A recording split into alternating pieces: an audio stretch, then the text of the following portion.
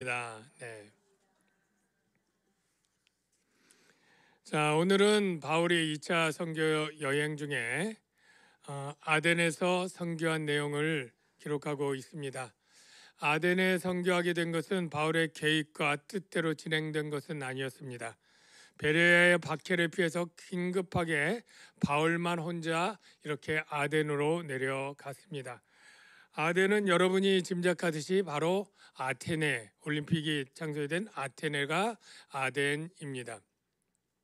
그런데 이 아덴에 바울이 혼자 갔으니 아직 신라, 디모데 다 베레아에 있고 누가는 데살로니가에 있고 이렇게 혼자 있으니까 단독으로 어떻게 전도할지를 잘 생각을 못 하고 있다가 이제 도시를 빙빙 돌면서 이 도시가 어떻게 생겼는지 어디에 사람이 있는지를 살펴보러 다녔습니다.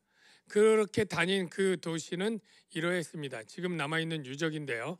저기 신전들이 맨 위에가 파르테논 신전, 지금도 있는 신전들입니다. 에레크테이온, 프로릴리온, 니케 이런 신전인데 이 아테네가 공식적으로 신전이랑 신들이 몇 개가 있는 줄 아십니까?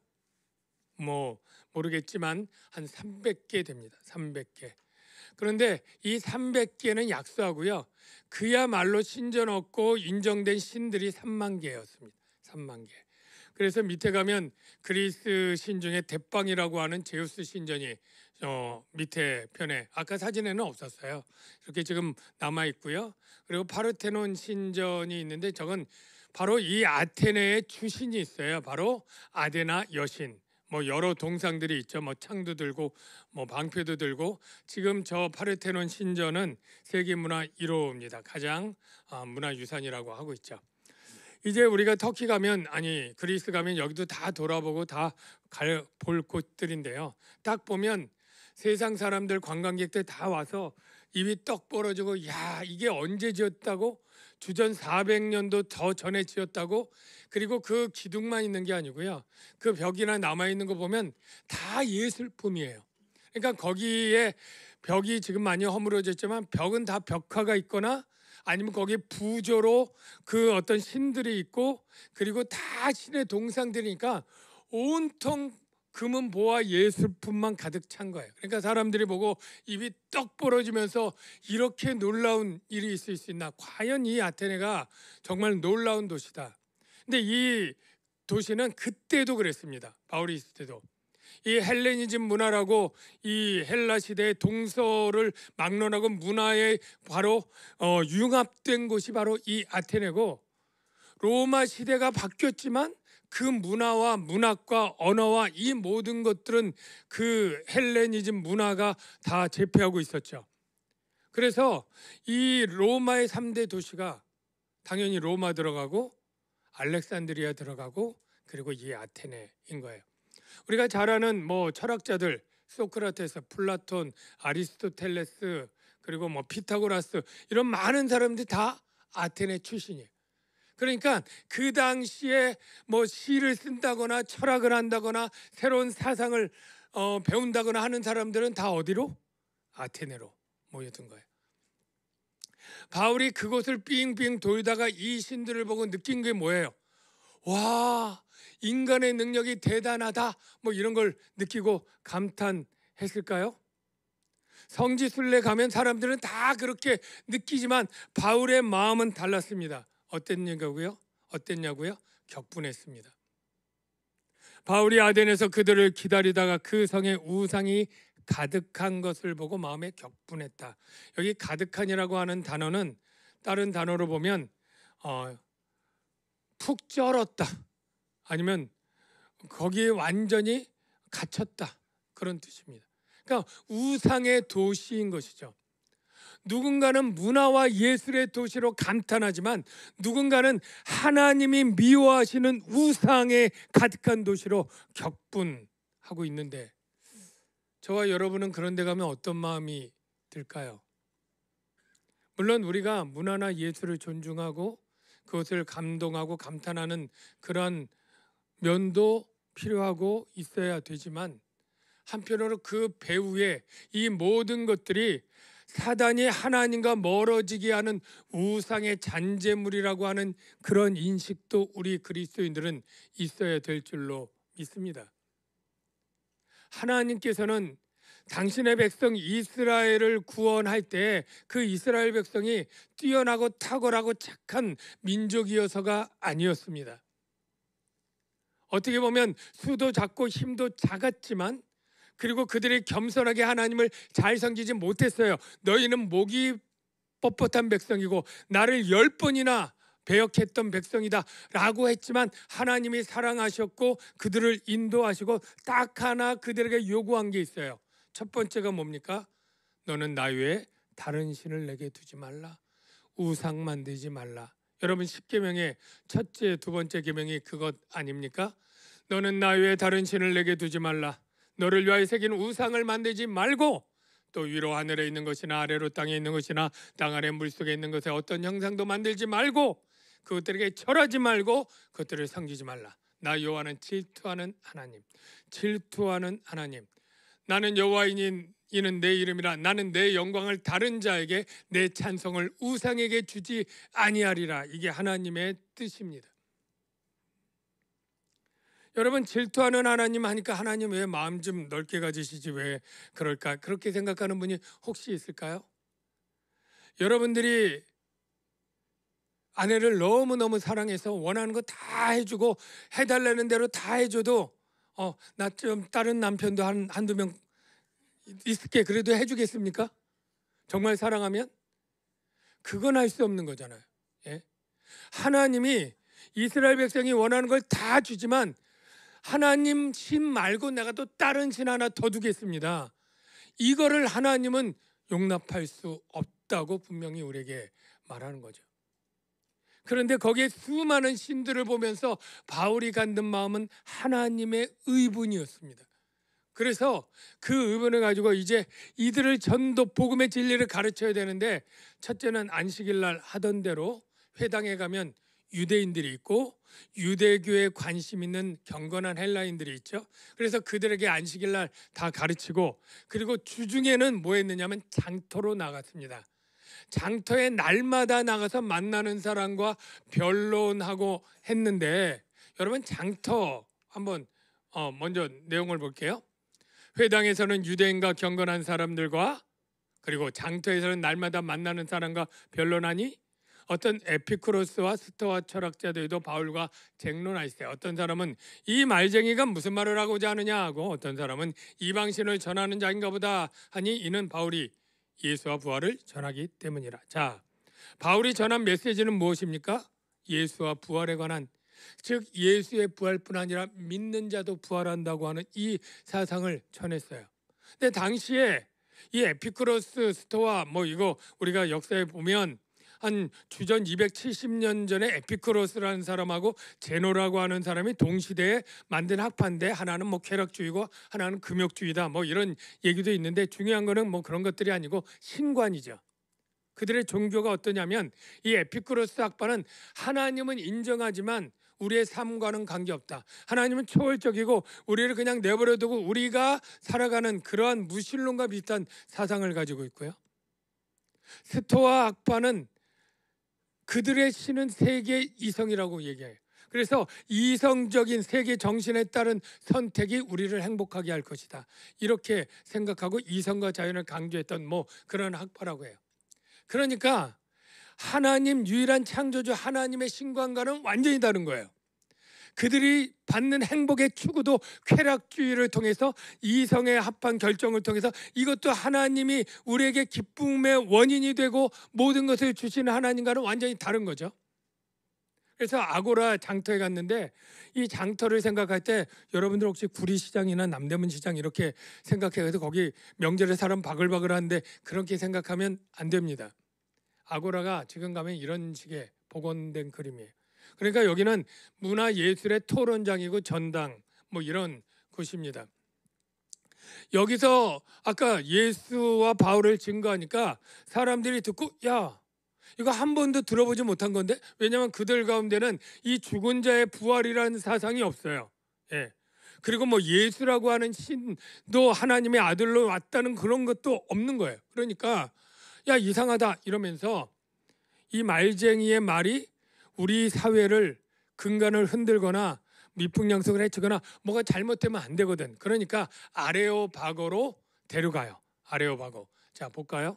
그를 붙들어 아레오바고로 가면 말하기를 네가 말하는 이 새로운 가르침이 무엇인지 알 수 있겠느냐? 네가 좀 이상한 걸 우리에게 들려주는데 그 뜻이 뭔지 우리가 좀 자세히 알아야 되겠다.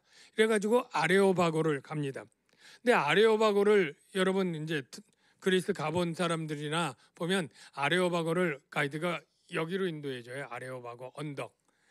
이 큰 한 100m 정도 되고 높이는 한 90m 되는 큰 언덕인데 이제 앞뒤면으로 이렇게 올라가는 길이 있어서 올라가고 여기다 이제 설명하고 하는데 이 아레오바고는 원래 아레스라고 하는 신과 파고스라고 하는 언덕 이 합쳐져 만든 아레오바고 언덕인데요. 원래 아레스라고 하는 신이 딸이 있는데 딸이 겁탈을 당합니다. 그러니까 이 아레스 신이 너무 화가 나서 그 겁탈한 사람을 찾아가서 그 사람을 죽여버립니다. 그러니까 사람들이 아무 겁탈했다고 이렇게 죽이는 건 너무 심하다. 그래서 재판을 이 아레오파고 언덕에서 합니다. 그리고 나서 무죄 판결을 받아요. 그리고 나서 이게 아레스의 이 언덕을 법정으로 해서 아레오바고라고 얘기하고 소크라테스를 처형하는 재판도 여기서 하게 됩니다. 그래서 많은 사람들이 이 아레오파고를 예수님 이 바울도 데리고 간 것이다 이렇게 생각하는데 최근에는 그것이 아닐 것이다 이렇게 생각을 합니다. 아레오파고라고 하는 것은 이 아테네시의 시의회입니다. 아테네시에도 우리 남양시 뒤에도 시의회가 있는 것처럼 자치의 관리들이 있는데 그 관리들이 12명이고요. 그 관리들은 이 시를 지키기 위해서 이상한 사상들이 오는 걸 좋아하지만 이 서로 충돌되거나 해치거나 이런 사상을 검증해서 허락을 해주는 그런 일들을 맡고 있었을 거예요. 그러니까 새로운 사상, 이 사상이 특이한데 한번 제대로 들어보자. 그래서 아레오바고 회의장으로 갔다 이렇게 보는 것이 새로운 그런 주장이고 더 설득력이 있습니다. 지금 복원된 이 아테네시가 이렇게 생겼습니다. 저기 파르테논 신전이 언덕에 이렇게 있고요. 그리고 저 아레오바고 언덕은 그 밑에 이렇게 한 100m 넓이에 있어요. 그리고 그 밑에 여러 가지 건물들이 있는데 주랑이라고 해서 그런 어떤 콘서트하고 북콘서트 그렇게 하면 강사가 강연하고 질문받고 뭐 이런 거 하잖아요. 철학자들이 이 채색 주랑 저 밑에 이렇게 가로로 된 지붕만 보이는데 거기 들어가면 거기에서 강연을 하고 바울이 질문하고 아닌 것 같은데요. 이렇습니다. 논쟁하다가 아레오바고 회의장은 그 우측에 보면 조금 작은 건물인데 거기가 시의회 회의장이에요. 글로 데려갔다 그런 뜻입니다. 그래서 바울이 아레오바고에서 지금 설교를 하면서 변론을 하게 되는 겁니다. 자, 이해가 되시나요? 네.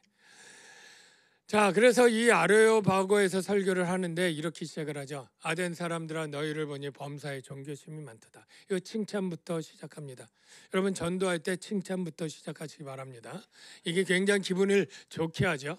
그래서 그들이 이미 알고 있고 관심이 있는 것부터 끄집어내야 되기 때문에 그들이 관심 있는 것으로 시작을 합니다. 그게 바로 내가 두루다니면서 너희가 위하는 것들을 보다가 알지 못하는 신에게로도 새긴 단도 보았는데 야 너희가 얼마나 존경심이 많은지 야 이름도 모르는 그런 신도 섬기더라. 그런데 내가 그 알지 못하는 신을 내가 너에게 알게 해줄게. 그리고 여호와 하나님을 소개하려고 작전을 세운 거죠. 실제 알지 못하는 신들이 있습니다. 버가모의 비석 나왔는데 제목이 알지 못하는 신에게.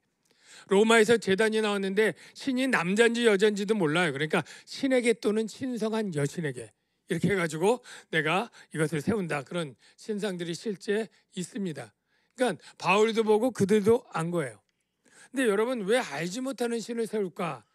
이런 케이스라고 합니다. 예를 들어 지금 우리 산불이 막 나는데 이 산불이 원인을 모르고 야 이거는 신이 노해서 그렇다. 비의 신도 있고 하늘의 신도 있고 천둥의 신도 있고 산의 신도 있고 바위의 신도 있고 야 우리가 한번 빌어보자. 비 좀 내리게 하고 이 산불 좀 꺼지게 해달라고 막 했는데 웬걸 산불이 안 꺼져. 그러니까 야, 우리가 다 신들을 찾아봐도 이게 이 신들이 아닌가 봐. 우리가 모르는 알지 못하는 다른 신인가 봐. 그래가지고 알지 못하는 신을 또 세우게 되는 그런 것이죠.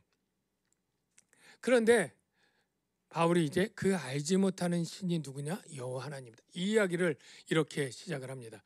우주와 그 가운데 만물을 지으신 하나님께서, 그들은 만물마다 다 신이 있다고 생각하고 성마다 성을 지키는 수호신들이 있다고 하고 지역마다 나라마다 산에 강에 바다에 하늘에 구름에 다 신들이 있다고 하는데, 아니야. 만물을 지으신 하나님이 한 분이고 그분이 다 천지를 주재하는 거야. 완전 그들이 생각하는 신과를 뒤집어 놓는 거죠. 그리고 그 신은 너희들이 이렇게 수많은 신전들 세울 필요 없어. 손으로 지은 전에 계시지 아니하고 너희가 날마다 그 신들에게 제사 드리고 제물 바치지, 무엇이 부족한 것처럼 사람의 손으로 섬김을 받으시는 것, 제물 받는 분이 아니다. 오히려 그는 만민에게, 너희 모두에게 생명, 호흡, 만물 다 친히 주시는 분이다. 이렇게 딱 얘기를 하는 거죠. 완전히 그들의 모든 신관을 뒤집어 엎는 거예요. 하나님은 우리가 상관없다고 하는데 아니야, 우리에게 생명과 만물을 다 주는 분이야. 그리고 어떻게 하시냐? 모든 인류의 족속을 한 혈통으로 만들어 온 땅에 살게 하시는데 각자 그들의 나라마다 삶마다 연대를 정하셔. 시간표를 짜고 계신 거예요. 거주의 경계, 살아가는 영역도 하나님이 정하신 거예요. 그래서 사람으로 하나님을 더듬어 발견하게 하려 하심으로되, 하나님은 멀리 계신 게 아니라 너희가 알기를 바라고 너희가 찾기를 바라고 멀리 계시지 않다. 이렇게 에피쿠로스 학파의 신관을 뒤집는 이야기를 하고요. 그리고 나서 이렇게 말합니다. 우리가 그를 힘입어 살며 기동하며 존재하느니라. 우리 모든 인생이 스스로 사는 것 같지, 너희 생명을 주신 하나님의 힘으로 태어나기도 하나님에게 태어났지만 살아가는 모든 순간이 하나님의 힘을 받아 살고 움직이고 존재하는 거야. 그러면서 시를 인용합니다. 너희 시인 중에 어떤 사람들의 말과 같이 우리가 그의 소생이라. 그 시가 사실 그 밑에 제가 자막으로 아라투스의 저런 시, 클레안데스의 제우스에게 향한 노래, 이런 시에 나오는 그러한 당시 사람들은 잘 아는 시구예요. 그래서 그걸 그대로 차용하면서 이렇게 말합니다. 너희 시인도 우리가 그의 소생이라 한 그가 바로 여호와 하나님이야. 하나님의 소생이 되었은즉 우리가 이렇게 수많은 신상들을 만들고 금이나 은이나 돌이나 이렇게 고안해서 만드는 것은 쓸모없는 일이야 라고 얘기를 합니다. 그리고 이제 결정적으로 결론을 이렇게 내죠. 무슨 말이냐면 하나님이 지금까지는 다 용서하고 다 넘어가. 그러나 이제부터는 안 돼. 이제부터는 하나님께 회개하고 돌아와야 되는데, 그 회개는 뭐냐면 그 아들 예수 그리스도, 죽었다 부활하신 그 예수 그리스도를 믿는 거야. 이렇게 결론을 냅니다. 그 내용을 볼까요? 알지 못하던 시대에는 하나님이 간과하셨거니와 이제 어디든지 사람에게 다 명하사 회개하라 하셨으니 이는 정하신 사람 예수죠. 하여금 천하를 공의로 심판할 날을 작정하시고, 이제 좀 협박도 있는 거죠. 회개 안 하면 너는 심판받는다 이거죠. 그를 죽은 자 가운데 다시 살리신 것으로 모든 사람에게 믿을 만한 증거를 주셨습니다. 우리가 여기서 분명히 알아야 될 걸 회개의 의미인데요. 우리가 회개 기도라는 말을 많이 쓰기 때문에 죄를 자백하고 내가 오늘 누구에게 욕한 거, 나쁜 마음 품고 이거 하는 게 회개다, 이렇게들 많이 오해하시는데, 사실 성경에서 회개하라, 예수님이 오셔서 회개하라 천국이 가까웠다 이렇게 말할 때 그 회개는 그런 죄를 자백하라 그 뜻이 아니고, 하나님을 떠나 있던 자들이 하나님만을 섬겨야 되는데 우상과 세상에 빠져서 살던 그 사람이 하나님께로 섬기도록 돌아오는 것, 이게 회개입니다. 근데 하나님이 지금 어디 계시고 우리가 어떻게 하나님께 돌아가요? 그러면 하나님이 이렇게 말하죠. 나에게 돌아오는 것은 내가 보낸 아들 예수를 주와 그리스도로 믿는 것이다. 이렇게 하나님이 가르쳐줘요. 베드로가 성령에 충만해서 이렇게 설교하잖아요.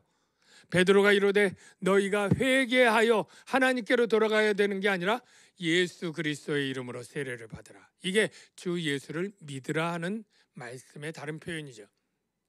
그러면 예수가 그리스도인 걸 어떻게 믿습니까? 라고 할 때 믿도록 내가 증거를 주었어. 그 증거가 뭐냐면 예수 그리스도의 부활인 거죠. 여러분, 예수 그리스도의 부활 사건은 단지 예수가 죽었다 부활했다 죄의 성취다 이게 아니라 그런 일은 이 세상 역사에 단 한 번밖에 없었던 아주 특별한 일이죠. 바로 예수가 메시아라고 하는 요나의 표적이에요. 그래서 이에 그를 죽은 자 가운데 다시 살리신 것으로 모든 사람에게 믿을 만한 증거를 주셨다. 이렇게 설교를 했습니다. 그런데 아테네 사람들의 반응은 어떠했을까요? 그 말도 안 되는 소리네.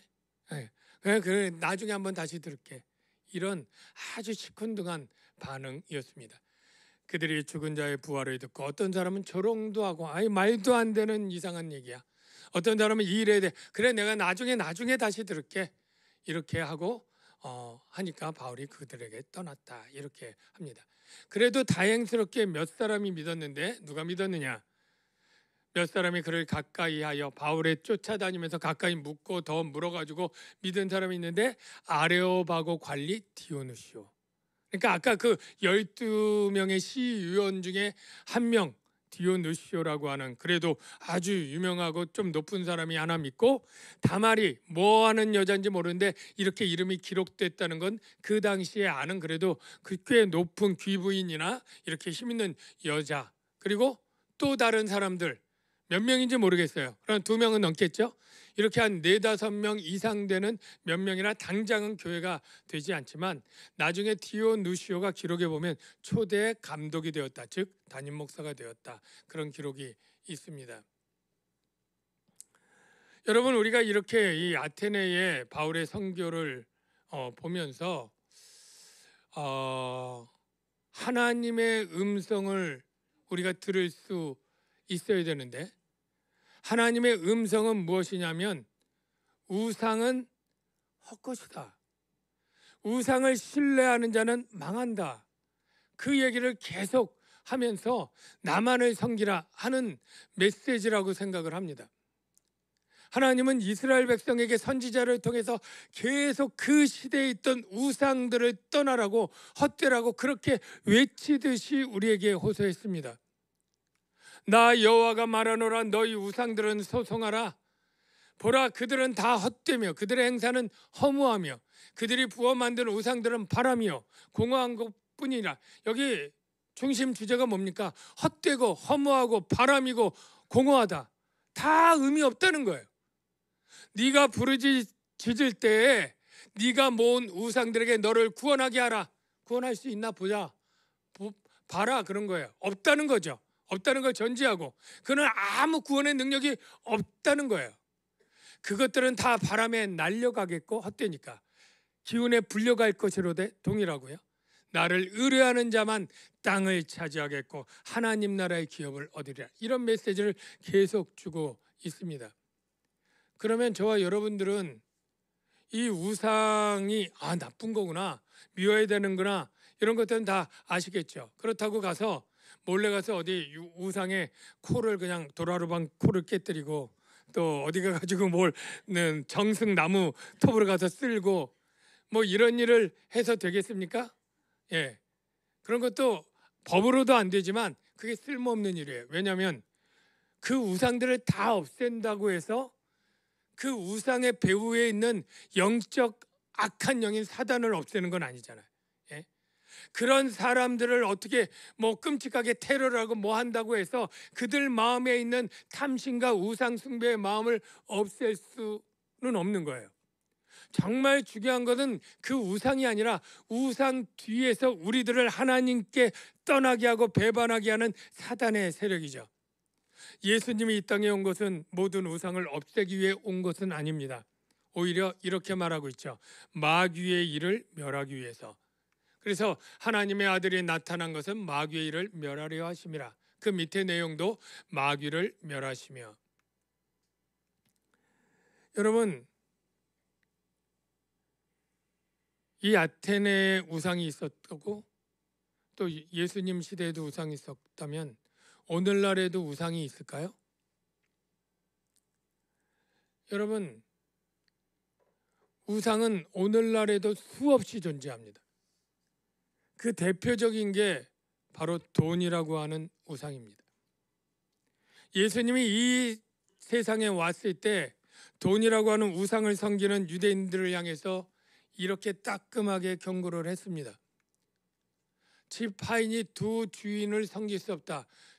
이 종은 주인에게 절대 복종해야 돼요. 생사 역탈권을 가진 주인에게 불복종은 없어요. 그런데 이 주인이 둘이라면 이 종이 한쪽을 사랑하고 한쪽을 미워하거나 한쪽을 중히 여기거나 한쪽을 경히 여겨야 되는데 이런 일이 있을 수 없지 않느냐. 마찬가지로 너희는 하나님과 재물을 겸하여 섬길 수 없다.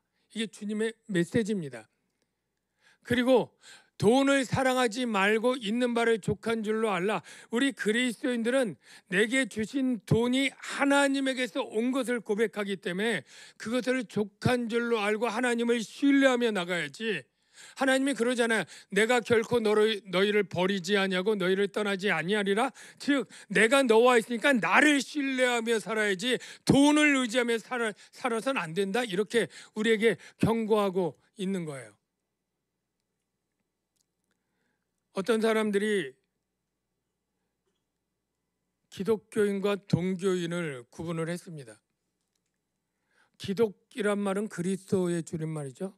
기독교인은 어떤 사람들이냐면 내가 예수로 말미암아 구원을 얻고 예수로 말미암아 생명을 얻고 예수로 말미암아 기쁨과 행복을 얻고 안전함을 받고 보호를 받는다. 이게 다 기독교인의 마음가짐입니다.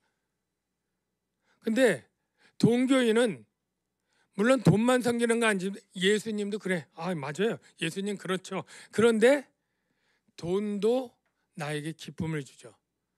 돈도 나에게 행복을 줍니다.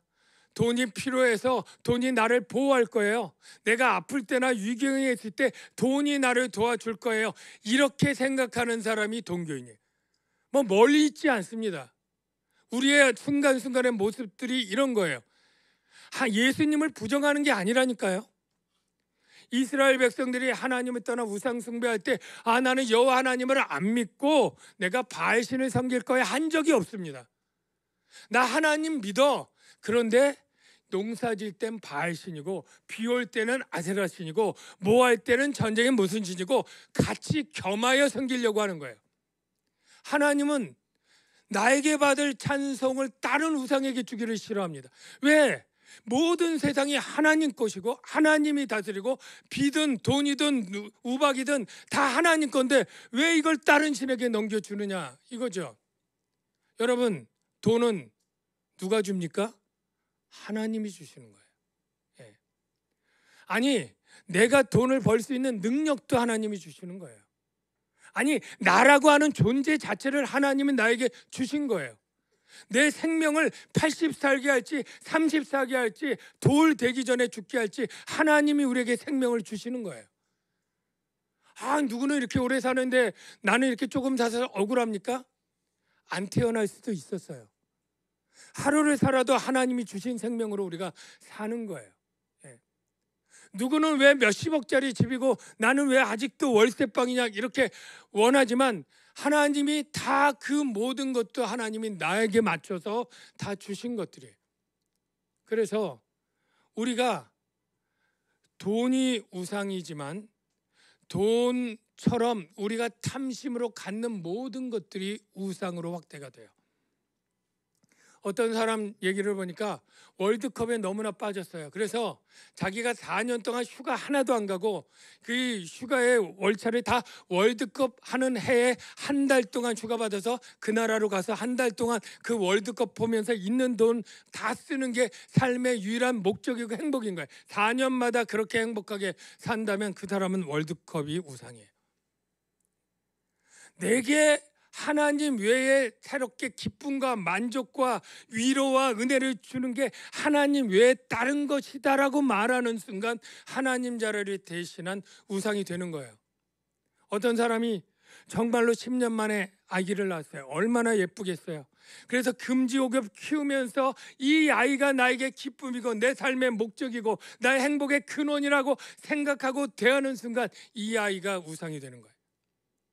그 아이 누가 줬어요? 하나님이 주신 거예요. 예. 하나님이 주신 것을 모르고 하나님을 보지 않고 그 대상에 집착하고 갖는 순간 우리는 나도 모르게 우상에 섬기게 되고 하나님의 뜻을 어기게 되는 것입니다.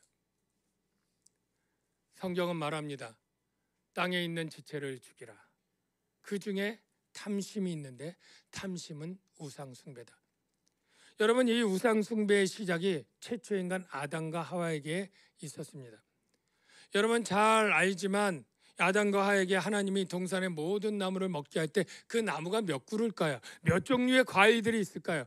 모든 종류의 과일들이 있다면 수천, 수만 그 모든 것들을 마음껏 다 먹어도 됐어요. 언제 어디서든.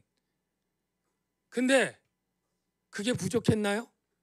그럼에도 그 먹지 말라고 하는 선악을 알게 하는 나무의 실과를 보니까 너무 탐스러워. 그걸 먹고 말잖아요. 이게 우상을 섬기는 마음과 똑같다니까요. 하나님 한 분이면 우리는 모든 게 충분하게 돼 있어요. 하나님의 소생이고 우리가 그를 힘입어 기동하며 살며 존재하느니라. 그러니까 우리는 하나님으로 말미암아 살도록 지음받은 존재고 충분한데, 아니요, 다른 신도 있어야 되겠습니다. 다른 하나님 주시는 거 말고 다른 거 있어야 되겠습니다 라고 고백하고 향하는 것이 하나님은 견딜 수 없는 것이죠. 축복합니다. 우리 안에 있는 나도 모르게 우상처럼 섬기는 것들을 우리 하나님께로 돌려놓아야 됩니다. 하나님은 어떤 분이시냐 이렇게 말합니다. 여호와가 너를 항상 인도하여 메마른 곳에서, 메마른 곳에 뭐가 있습니까? 물도 없고 아무것도 없고 열매도 없는데 그때에도 내 영혼을 만족하게 할 것이고 내 뼈를 견고하게 할 것이고 메마른 곳인데 너를 물된 동산같이 하겠다는 거예요. 할 수 있는 분이 우리 하나님이에요. 물이 끊어지지 않은 샘물 같을 것이라, 메마른데 너만은 그렇게 내가 할 수 있다라고 약속하는 분이에요. 그래서 하나님으로 인해 우리는 충분하시고 만족할 수 있다. 이 고백이 우리의 고백이 되어야 될 줄로 믿습니다. 우리 같이 찬양하는데 찬양 중에 이런 찬양이 있습니다. 나는 예수로 충만합니다. 예수님 한 분으로 만족합니다. 우리가 주님 한 분만으로 나는 만족하네, 그런 복음성가 있는데 그럼 맨날 불러봤자 정말 이 진심으로 하는 고백이 없다면 그냥 소리에 불과하겠죠. 이 시간에 우리 마음을 다해서 같이 이 찬양 부르면 좋겠습니다.